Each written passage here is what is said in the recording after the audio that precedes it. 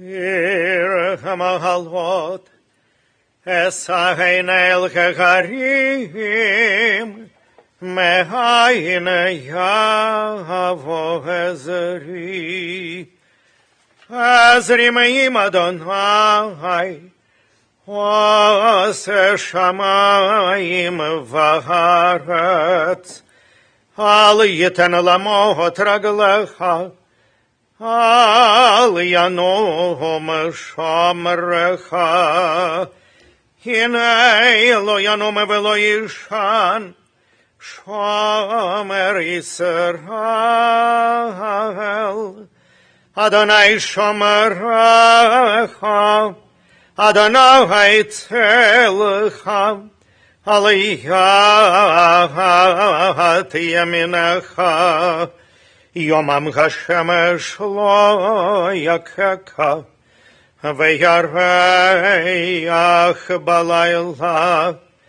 אדוני שמורך מכל רע, ישמור את נפשך. אדוני ישמור צאתך ובואך, מעתה ועד העולם.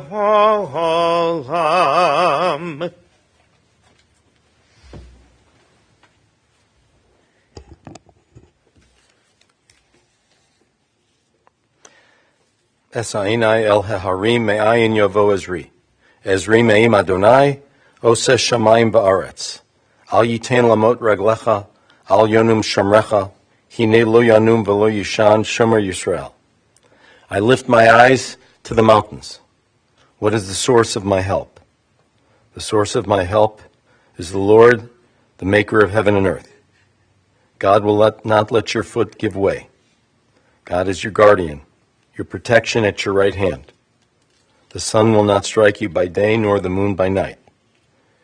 God will guard your soul, your coming and going, now and forever. For everything there is a season, a time for every experience under heaven, the time to be born and a time to die, a time to plant, a time to uproot what is planted, a time to tear down and a time to build up, a time to weep and a time to laugh, a time to grieve and a time to dance, a time to embrace and a time to refrain from embracing, a time to keep silent and a time to speak. When you say someone gives 100% of themselves, when you hear that expression of giving 100%, it's often at the Olympics or in the World Series or in the Super Bowl. It means going all out for others. But it's not just about sports. It's about how you live your life each day and how others will remember you. And that's how Steve lived his life, by giving 100% at all times. Amy, you could always be yourself with Steve. From your early dates through the rest of your life with him, you could always be yourself. You didn't have to try to be someone else. And that ability to make people feel comfortable in their own skin is something that Steve carried with him his entire life. He was curious about people. He asked a lot of questions. He was interested. And he saw things in people and gave them encouragement. He encouraged people in their careers. He served as a mentor to many of his colleagues. He saw things in you, Noah and Joey, the two sons. He encouraged you to pursue your dreams. He encouraged you, Amy, to move forward in your career.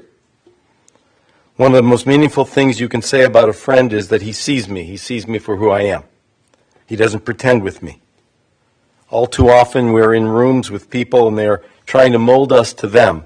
They don't see anyone but themselves. But not Steve. Steve saw you and spoke to you as a person. And he told it straight. He had good eyes for business and productivity. He had eyes for organization and business structure. I'm told he'd look at a house and you'd ask him his advice. He would see things no one else would see, objectively, rationally. He was a great advisor for so many.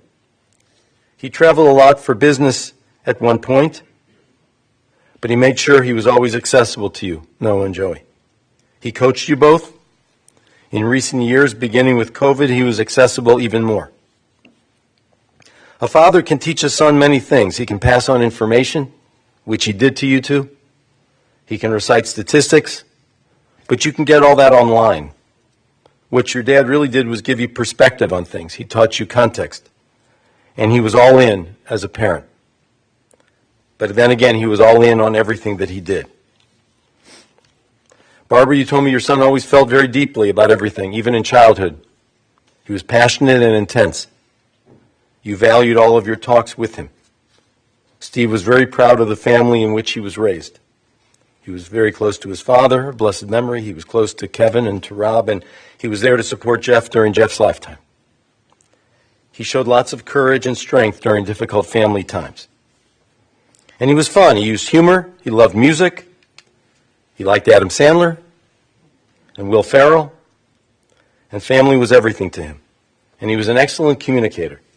He knew what to say and how to say it and how to write it. Noah and Joey, you had a day-to-day example of your mom and your dad who were a team, and not everybody has that. And I don't think you can learn that kind of marital teamwork out of a textbook. But you observed it, and you witnessed it, and now you inherit it. Your parents loved each other, and they derived their satisfaction out of providing you with what you both needed. I want you to know, I wish this was not the time in your life when you two were experiencing this kind of loss. Unfortunately, we don't get a chance to choose that timing. You're growing up faster than you ever expected. But I know your dad's perspective will help you. I know he liked to say, control what you can control. There are some things none of us can control. But you can try to emulate your dad's practical spirit and interest in people in the days to come in your life. Barbara, one cannot measure or weigh the loss of this moment to you, and you've suffered more than your share of loss. But you have a wonderful family, and I hope you can cling to them during these days. Amy, you said your husband was a practical person. Steve was the kind of person who would say, let's get to work. And you and Steve went to work from the moment you got married. And when it came time to raise your kids, you went to work. And now, in taking on this illness, you went to work. You pursued options with determination and with intention. At the outset, I mentioned the Olympics. Amy, you are the holder of the gold medal for support and for dedication and for standing strong and for standing with Steve during these many turns in the road.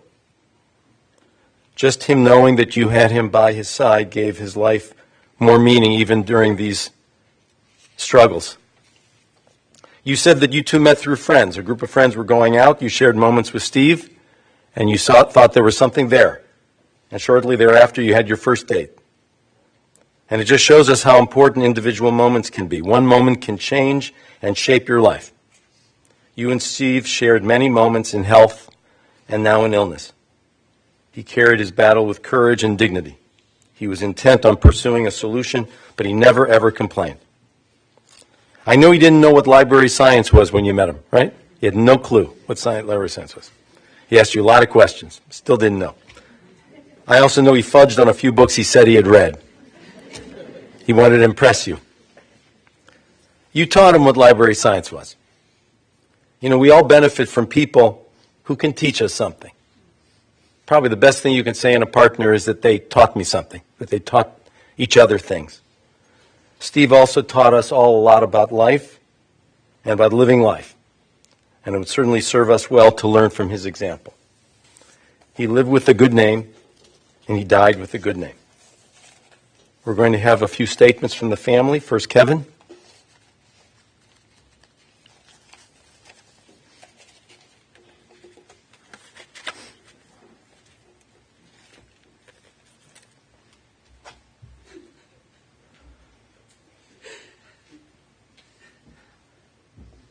Thank you. That was great.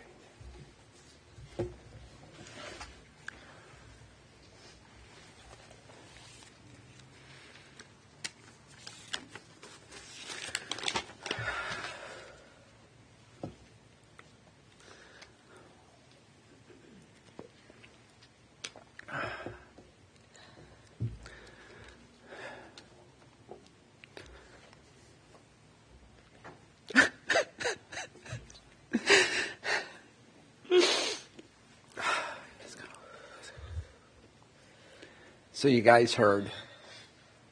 The room's pretty full, and we appreciate you all being here. The amount of support we've received as a family, for my mom, for Amy, for the boys, and everyone else, has been unbelievable. We really appreciate it. We appreciate you. And if you didn't get a response to a text or something else, it's just because it might be 300-400 behind. So I want to tell you, I want to talk about a picture into who Steve was. So hopefully I'm not scattered, but I'm going to start with the other day. We're in hospice, and his best friends were there. And Harper, his dog, was there, and the whole family. And it might have been the last thing that Steve ever said, but he reached out to his friends. He got up, like not standing up, but sat up, and he had been asleep for a long time. And he looked at them, as only Steve could. He said, "This is fucking crazy." And it was. It was crazy.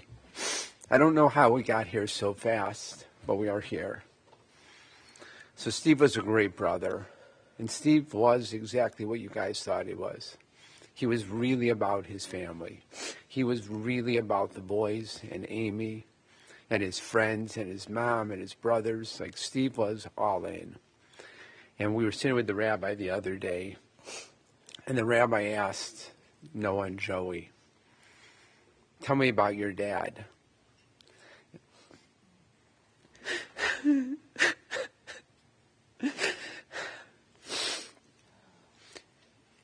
And there's no one here that wouldn't want to have the comments and the feeling and the love and the respect that they gave. The answer was great. It was literally everything that Steve would have hoped for his whole life.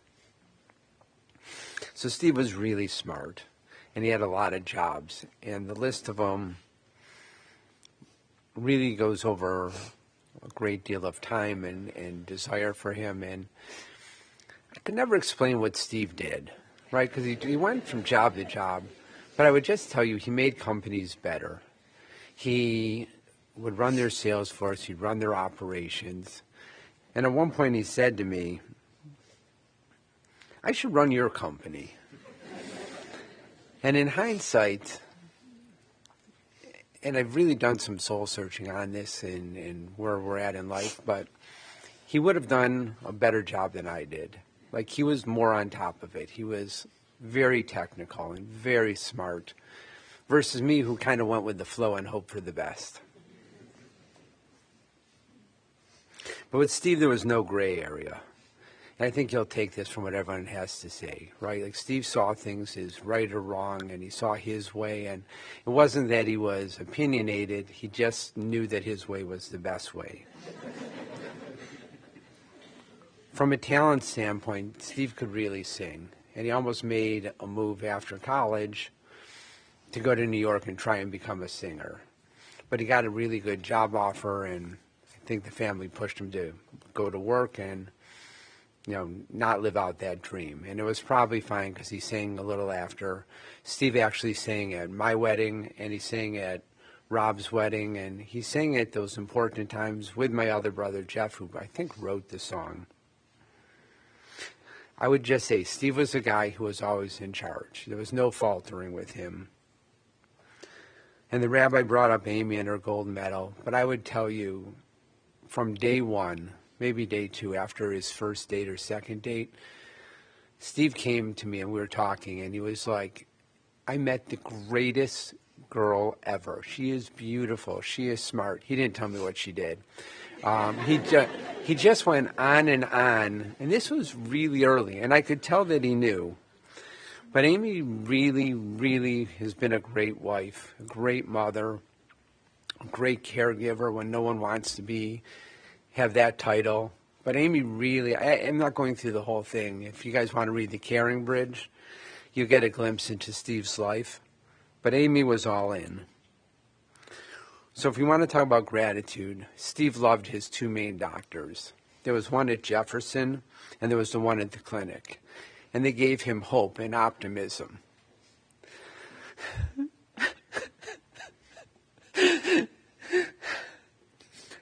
I think Steve knew this was a battle that was going to be hard to win.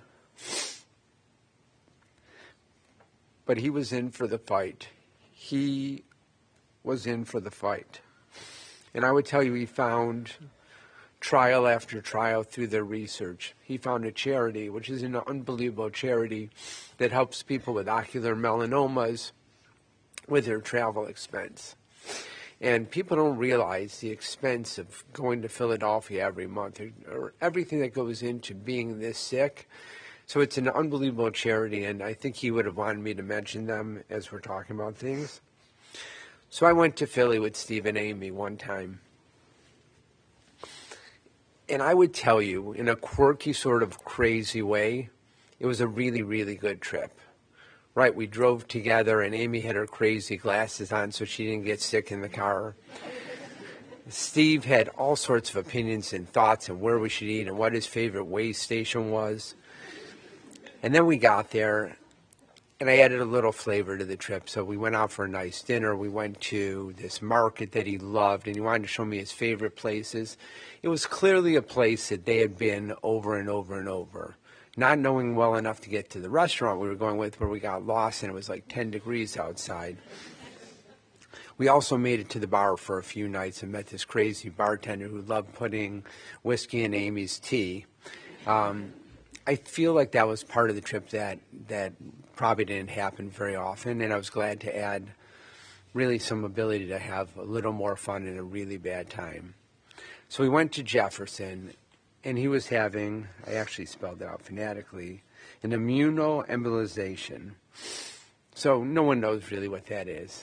Maybe someone does. But basically, he had cancer in his liver. So it had gone from his eye to his liver to his, I don't know, all over. And this was for his liver. So they were going to tie off part of his liver, close it up, fill it up with the drugs, let it go through the body, kill the tumors, and then come back a week or two later and do it again. It was crazy, the thought. And we went in, and once again, Steve was full of hope, and he was full of pride in like where he was going and how he got here and the research they had done. And I would tell you, it was scary, but it was a good day. Like, I felt like we really had a good day, and it was optimistic. And to see this hospital and what they were doing was unbelievable. Then we went out for Mexican food, and who goes for Mexican food before surgery? But it was nice. So then the real life hit, at 5 in the morning the next day, and we're in a room with 50 people, and you're like, he's going through another surgery, and it's going to be bad, and he's going to do fine, but it's another surgery. And I would say that Steve really, really made me stronger as a person, because he went through so much, and it was really bad.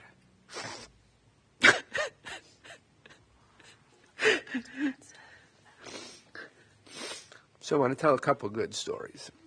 Maybe they'll be more fun and not so sad. But Steve was really funny. He was set in his ways, but he was funny.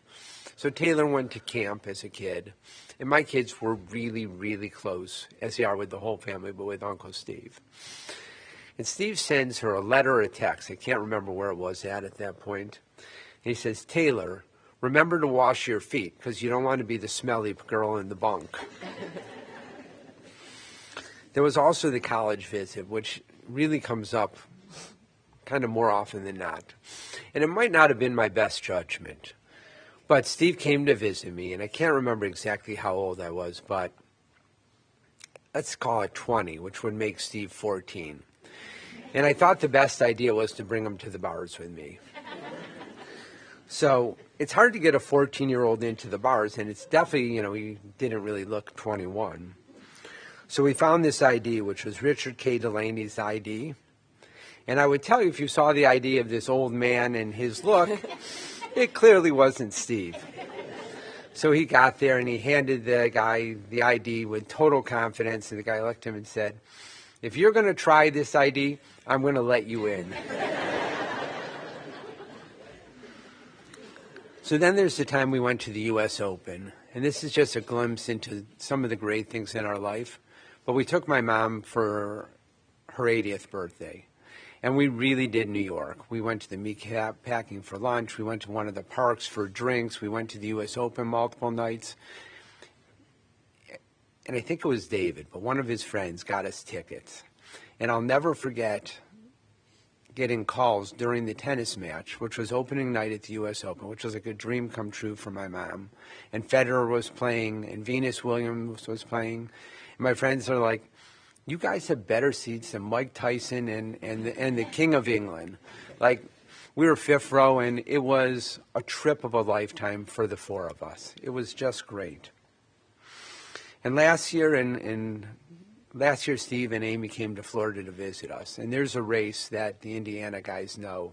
It's a Miami cancer charity, which once again is an unbelievable cause. This year, Steve's team, with all of his guys, raised $305,000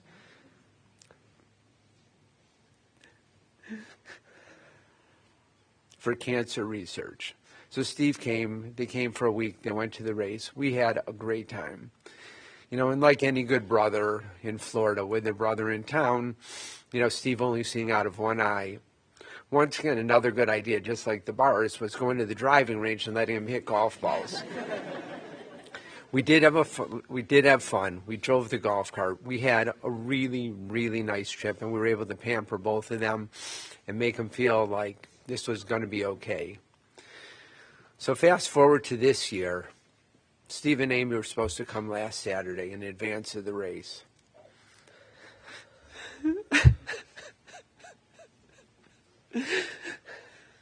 And this is the point where we knew it was bad. So they called and they said they couldn't make it. And we knew it was time to come home. But Steve would have done anything to be there and to be with his friends for the race and to even be there for one night to participate. He knew what it was about. He knew where he was at. Nonetheless, he never made it, and we came home. I'd like to say I'm going to cut it short, but I didn't look to see when I started, but it might be getting long. So Steve called the family meeting. I told you he was always in charge. And Steve called the family meeting, and he gave instructions. Steve said, this is where we're at. This is what's going to happen. This is what I want for Amy. This is what I want for the boys. This is what I want for my mom. This is the path forward.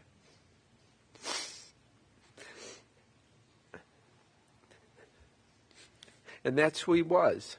He wasn't messing around. He knew what his destiny was. He knew what the destiny is he wanted for his family. He just knew what was going on, and he fought as hard as he could. And at some point, he knew it was over. Hopefully, Steve's memory will stay with us forever. Steve was a great brother. He was a great father. He was a great husband. He really, really was awesome, and he was too young, just too young.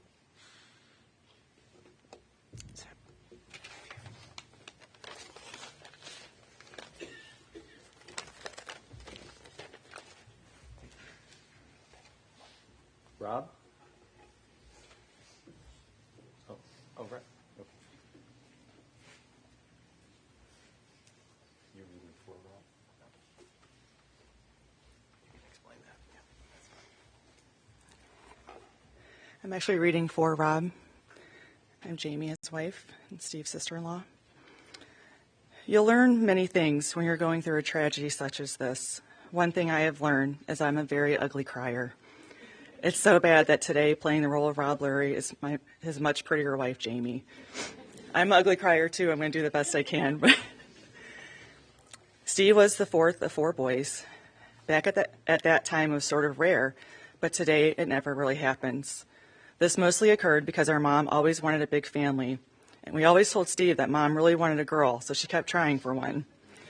This reason was not always easy to take when your numbers 3 and 4. Steve was always great at analyzing a situation, so he quickly realized that being a quiet, laid-back 4 child would not have him seen or heard. Steve played sports, but where he really excelled was performing in music. He had a great voice and loved to sing. His singing removed him from any shadow of being the youngest and put him on the center stage. He continued to perform while at Indiana. He had the lead role in the campus talent show, and while also playing in bars, and also played in bars. I went to visit him once, and he said we couldn't go to that bar because he used a fake ID to perform there. I'm not sure how he performed under Rob Lurie. I think it was just a coincidence. I loved to watch him sing, as he was totally at ease in front of the crowd. He actually gave some thought to trying to find a job in New York after college to see if he can keep performing. But the practical side of him, when he found a good job in Cleveland, he began his grown-up life. He also knew what he wanted, and he would not quit until he fulfilled that goal. For example, Steve would not go to bed until everyone said goodnight to him. My dad was strict on bedtimes, and Steve would go to the top of the stairs and start to say goodnight. He would continue to say, "I said goodnight," until we all responded. You would think this would end after a minute, but it became a contest between us.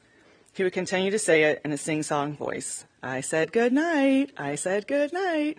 We do this in our family now, by the way. Over and over again.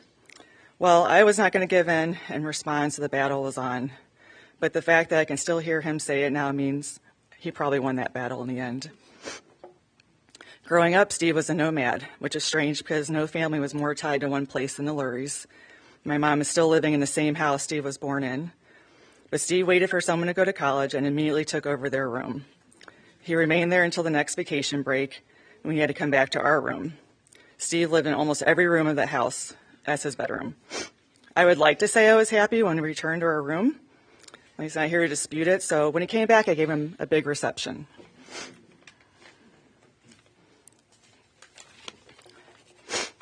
My father said it was my job to watch Steve, so I thought I should make him worth hanging out with. Due to the age gap, Steve and I were always grouped together. We were 3 and 4. But as we grew up, the job of watching Steve became our hanging out together and then our becoming best friends. Sorry. Post-college, we lived together for 5 years. It was so much fun. We were young with some money and no real responsibilities. Steve was a rising star at MBA, and that was a great place to be for a young college graduate. It was a booming business, and Steve rose up the ranks quickly. He left that position to run a call center in a consumer product company. I always loved around Christmas when Steve would come home and tell me how some people went full Karen on him because their Bob shirt wasn't going to be received on time. And he always advised them, and the bold print stated, if your order is after this date, it will not be received on time. So in the eyes of these tardy consumers, he was the Grinch, but he always handled the criticism in the most professional manner.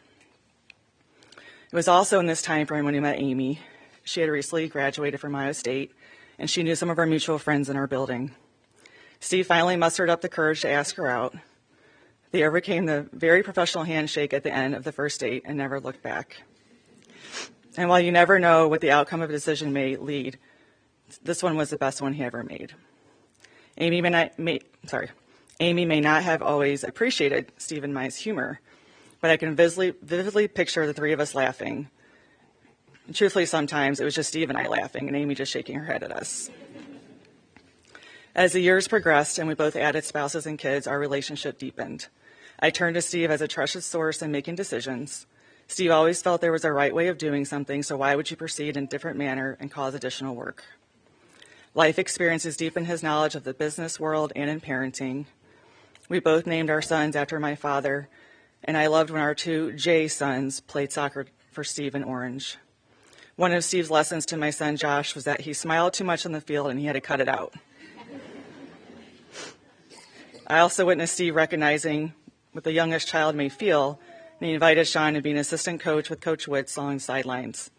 Sean loved to be on the sidelines with the big boys. Steve was a very successful call center manager and a sales department manager. He was able to lead a national inside sales department without ever being a salesman himself. Recently, when Steve posted about the stage of his disease and he wondered if he had influenced anyone's life, it was nice to be able to read their responses. There were so many responses from all stages of his career, and it almost unanimously stated that Steve was such an influence on them, and many had shaped their careers. I know this was overwhelming for him. 5 years ago, Steve was diagnosed with ocular melanoma. It was a very rare and aggressive form of cancer. Steve was so incredibly strong in his fight, and he never complained. He just, again, saw what he was up against, and he attacked it as he could. This was also a great time to have been married to a librarian with excellent research skills. They were endlessly looking for options to extend the time that he would have. They found trials and continued to search for new opportunities until the end. I would leave our family calls and shake my head in the wonder at the strength of Steve and Amy. They were always together throughout the entire journey and never wavered in their decision to do what was best for the family to live out their days. Steve was most proud of his 2 sons. He made every decision on what would be best for his family. This caused him some extended times in job searches as he never wanted to disrupt their chances to be successful and happy. He continued to attend all events and made the necessary modifications to ensure that he could be front and center in their lives. I was granted the privilege of driving with Steve to Noah's dad's day at Wisconsin last year. It was tough to see how the disease was starting to affect him, but he was going to miss hanging out with Noah. He was not going to miss hanging out with Noah and letting him be there without him. As the disease progressed, milestones became checkpoints. He would tell me I need to get to the next one so he could be there for them. Recently, he did everything he could to join Amy and Steve in moving Joey into Miami. Steve, you went from my pest little brother to my best friend. Before the diagnosis, I was proud of you, but after I was all of you. I will miss you so deeply, and I'm not sure how I'm going to go on. But I promise you that Amy and Noah and Joey will always be a part of us, and they will carry on the life lessons you taught them. I am so sad that our life journey only got 54 years, but I cherish all of them. And if you could see me as I type this, you would agree that I'm a really ugly crier. Your big brother, Rob. And I just wanted to add a quick note from myself. When I started dating Rob, Steve and Amy came out to a softball game that our company was sponsoring to check me out. I never really knew Rob without Steve and Amy. They were a trio even until the end. I would hear them on the phone talking together, catch up on the boys, Steve's treatment or sports. Steve was always the first one to ask me how my job was going. He helped me build a great resume when I got laid off a few years ago. He helped my boys and nieces and nephews in their resumes and practicing their interviews. He just wanted everyone to succeed and present themselves the best way they could professionally. But aside from what he cared about professionally, he's Rob's best friend, the boys' crazy uncle who would go to the end with sports trash talking, a husband and a father and a son that he would do anything for you. We'll miss you, Steve. We love you.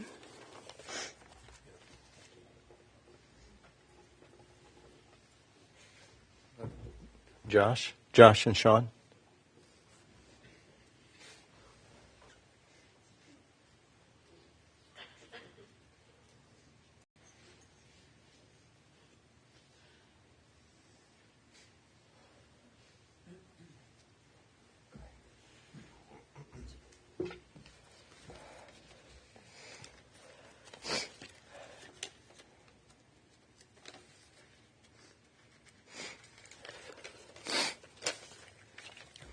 Hi, my name is Sean, and I am one of Steve's nephews.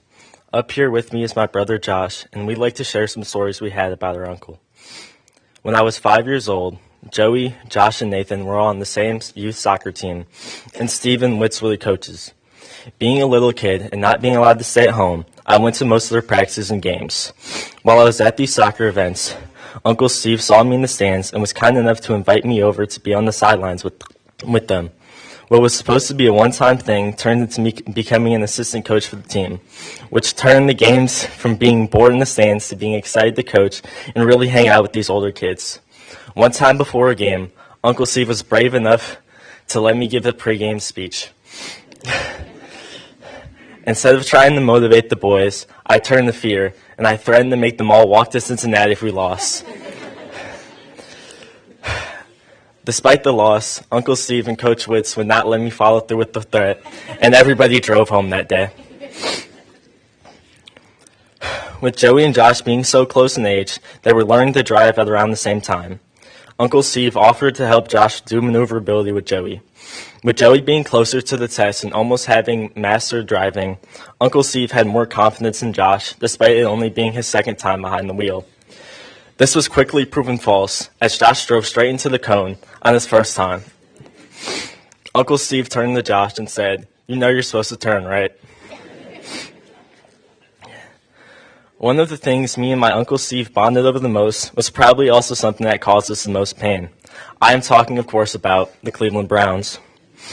One year, following the winless season, when we were dropping Josh and Joey off at Camp Wise, we struck up a conversation talking about if the Browns were going to win a game that year. I said I think we'd win at least a couple, and he bet me a burger over it. This bet turned into a yearly tradition for us. My optimism for the Browns, which normally was gone by at least week 3, lost me the bet most years.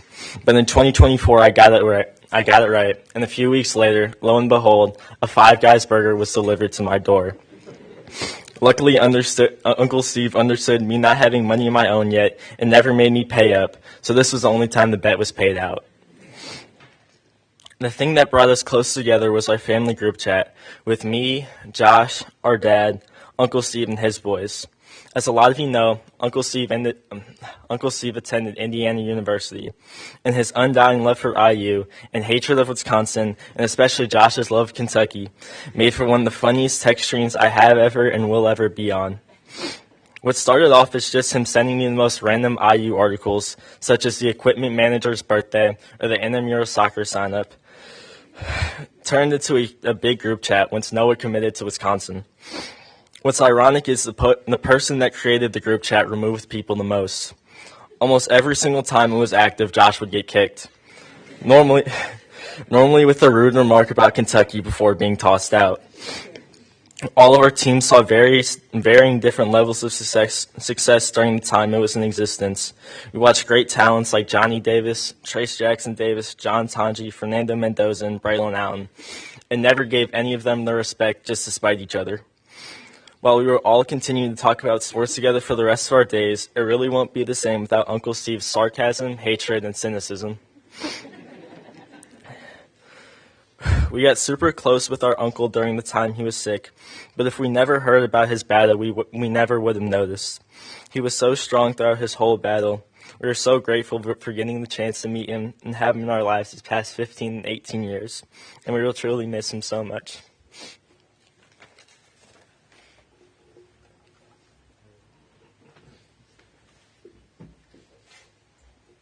David? Yeah.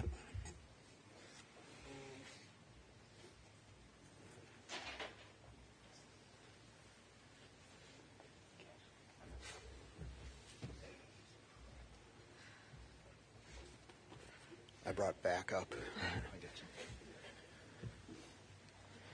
When I met Steve 48 years ago, he was the short kid who lived a few blocks away with lots of older brothers and a little black dog named Jolly that was anything but jolly.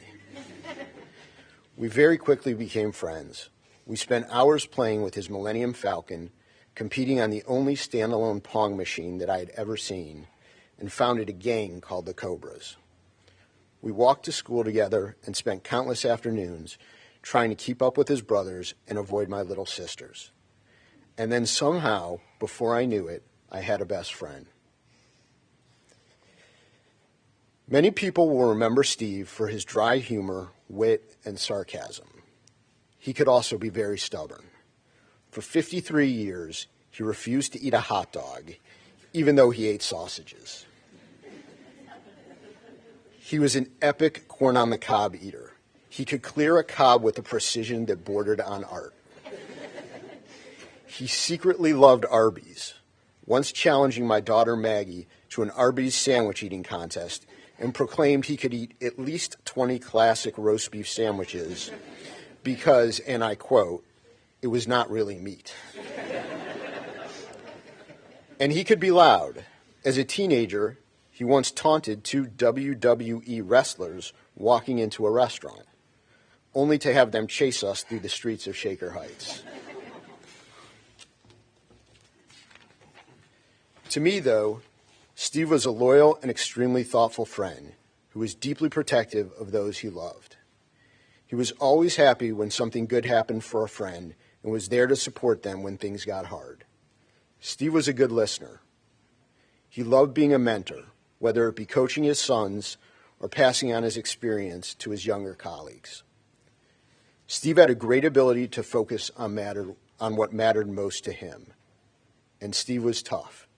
The last 5 years were difficult, but Steve never complained and never let his illness define him. He stayed true to himself, always the optimist, always maintaining his signature sense of humor. It was evident to all that Steve loved having a family. I know how much joy Amy, Noah, Joey, and Harper brought to his life. Nothing made him happier than watching his boys compete. He coached Noah's basketball team and Joey's soccer team for years. Later, he would watch the boys excel in lacrosse and tennis and take such pride in their success. I recall one time when he was coaching Noah's youth basketball team, and I asked him how the playoff game had gone. I expected a 1 or 2 sentence answer. Instead, Steve took out a pen, paper, and diagrammed the entire game. The answer took 45 minutes. I don't remember the score. I don't remember who won.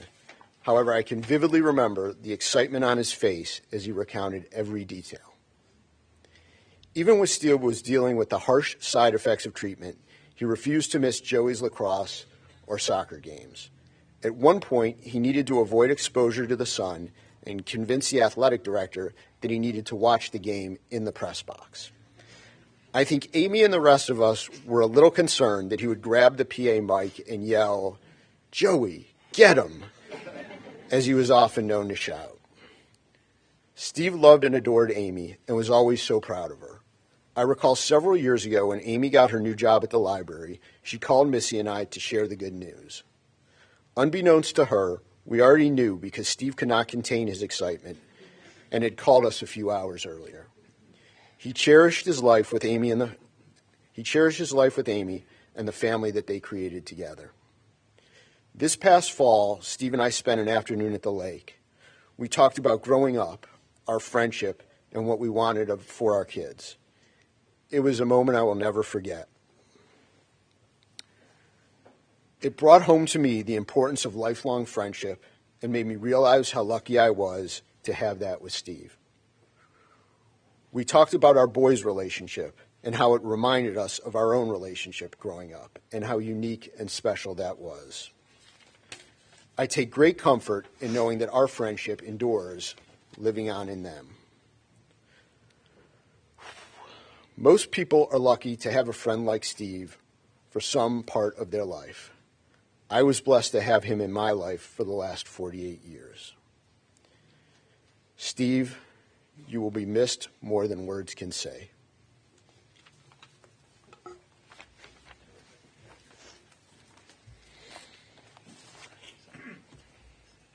Terrific, really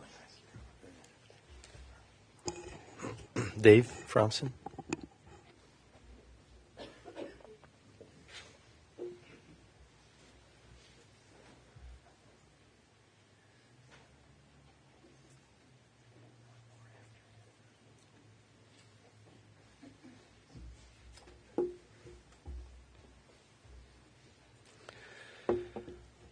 My name's Dave, part of the group of Indiana friends that Steve is an incredibly vital part of. And this is such an honor and a surreal experience to be speaking here today.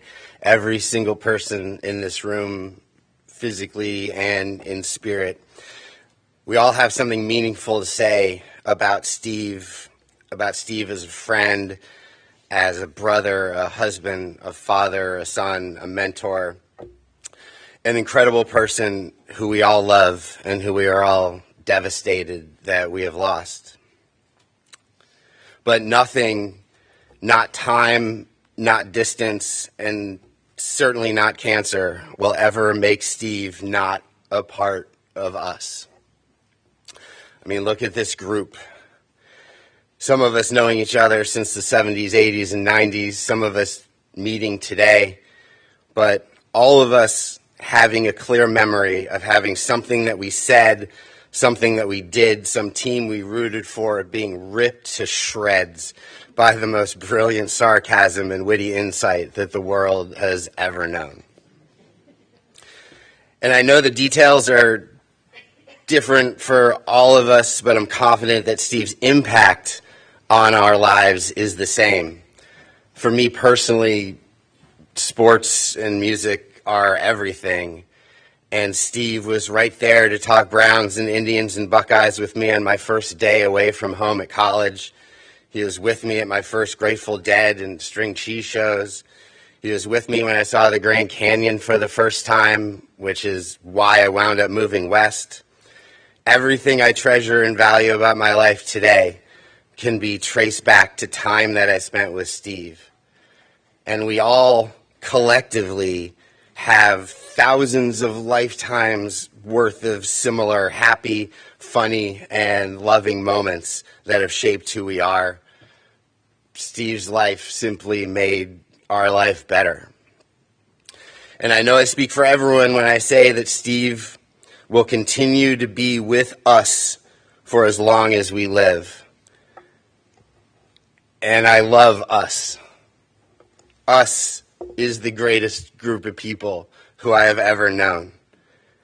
And there never was, is, or will be an us without Steve.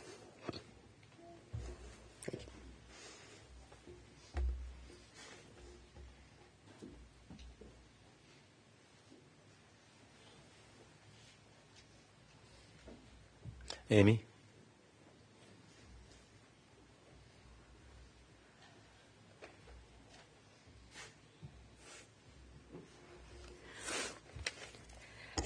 Most people tend to fall into one of two personalities, an optimist or a pessimist, but not Steve. Ever a realist to his very core, he would ask questions, assess a situation, and then accept it for what it was, no matter what the circumstances. In all things, the glass was never half empty or half full. It was always just a glass of water. He applied the same approach to his cancer diagnosis. He accepted it without complaint, understood the odds he was up against, and fought with unrelenting courage and dignity, quietly handling whatever challenges cancer threw at him. Some people might see that kind of stoicism, or sisu as we talked about, Steve displayed as a sign that he wanted to face this journey alone. But at no point throughout his diagnosis was Steve alone. Standing beside him, shoulder to shoulder, every step of the way was our family and an army of friends in the ocular melanoma community. And for that, I thank you. Thank you all for the calls, the texts, the laughs, the meals, the bourbon, the trips to see the Hoosiers, the day in and day out love he was shown over the last few years. Steve was so blessed to have access to extraordinary medical care here in Cleveland and with the incomparable team at Thomas Jefferson University in Philadelphia. I also want to recognize the compassionate care he received at Western Reserve Hospice. In his own quiet way, Steve wanted to move the needle forward for cancer research. For the last 2 years, he participated with enormous pride in the Dolphins Cancer Challenge, and I will say again that they raised over $300,000, and that is just this team. That is not for the whole race. It was just the Hoosier Odyssey team. Typically a very private person, Steve shared his story on social media to raise awareness for the need for more cancer research, especially for rare cancers. Although he was not well enough, I'll skip that. It should be noted that Steve's participation in 2 clinical trials will hopefully lead to a cure for this horrific disease in the not too distant future. The massive consent forms that he signed for those trials were daunting. Every imaginable side effect was listed in black and white. But he was undeterred. Because of his bravery, we hope that there will be a cure very soon. Everybody talked about Steve's grace and grit. But I also want you to remember, he was a wonderful husband to me for nearly 25 years, an incredible father to the boys, a devoted son, a loving brother, an uncle, a beloved colleague to so many, and a loyal friend. And we miss him so much already. Thank you for being here.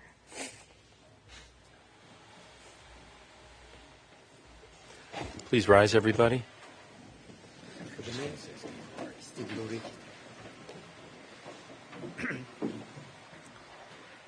Hey, l'malei rachamim, shachain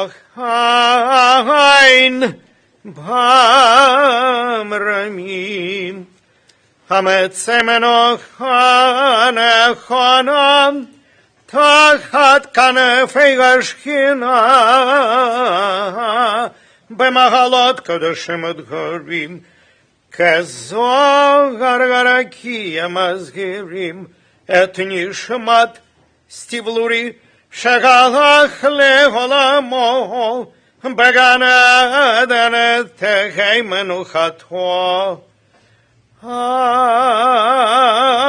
הנבא ולרחמים אז תראיגו בסתר כנפך לעולמים ותצרור בצרור החיים את נשמתו, אדון ויגון נחלתו, וינוח בשלום על משכבו, ונאמר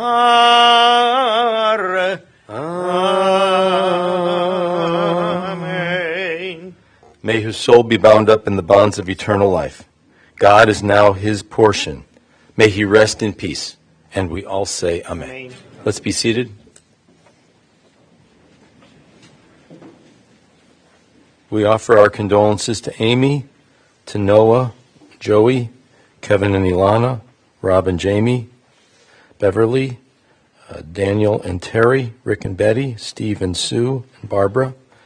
We want to note that we're going to pause in the service to allow us to arrange the processional, which will be to Bet Alum Cemetery for the burial portion of the service. Afterwards, the family will be receiving at the family home in Orange, 3909 Beachmont Trail. Again, 3909 Beachmont Trail in Orange, following the burial service until 8 p.m. tonight. Again, tomorrow, 2 to 5 p.m. and 7 to 9 p.m. And again on Friday from 1 to 4 p.m. Please remain in your seats for another moment or two. The pallbearers, however, should now come forward to begin the processional.